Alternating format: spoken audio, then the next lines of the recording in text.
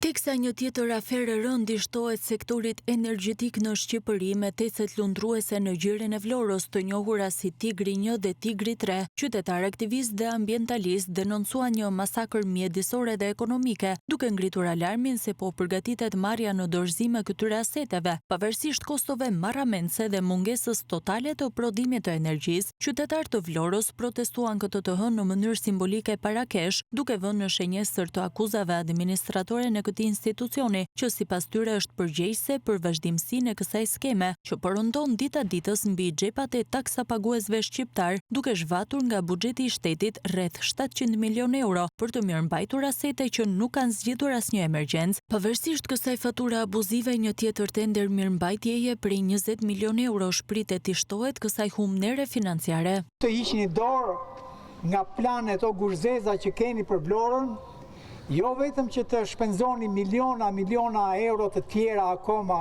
me tigrat, por që edhe të shmanget veprimi i tmerrshëm që po përgatisni që ta pushtoni gjirin e Vlorës me tecet të tjera, me terminale gazi e kështu me radhë.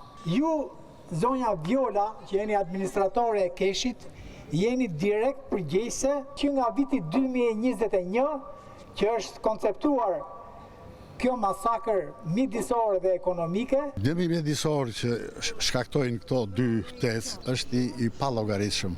Po unë do të thoshja pak për dëmin ekonomik. Ne paguajmë si shtet çdo ditë 64.000 euro për qeran dhe 34.000 është ajo mirëmbajtja e Renkos. Paguajmë 100.000 euro, punojnë apo s'punojnë këta? I bëj thirrje keshit që të mos e firmosi kontratën në vazhdim.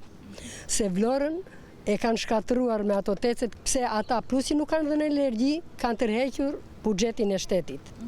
Ekonomikisht na kanë rënduar në faturat tona, plus ambientalisht. Pas këtyre thirrjeve, protestuesit kanë dorëzuar edhe një peticion pranë entit rregulator të energjisë. Një peticion qytetar që ne grupi vullnetar Shpëto Vlorën e kemi bërë për të larguar tecet lundruese nga gjiri i Vlorës. Enti rregulatori i energjisë është duke përgatitur licencën ndaj keshit në muajin gusht, pasi mbaron kontrata e qeras që këto tece kanë dhe duan që t'ia japin me 1 euro keshit.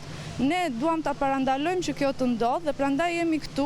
Protestuesit kanë kërkuar reagimin e menjëhershëm të institucioneve përgjegjëse dhe të ndërkombëtarëve, veçanërisht të ambasadorit të ri të SBA, teksa bën me dije se protestat do të vijojnë me shpresën që të ndalet ky korrupsion i hapur.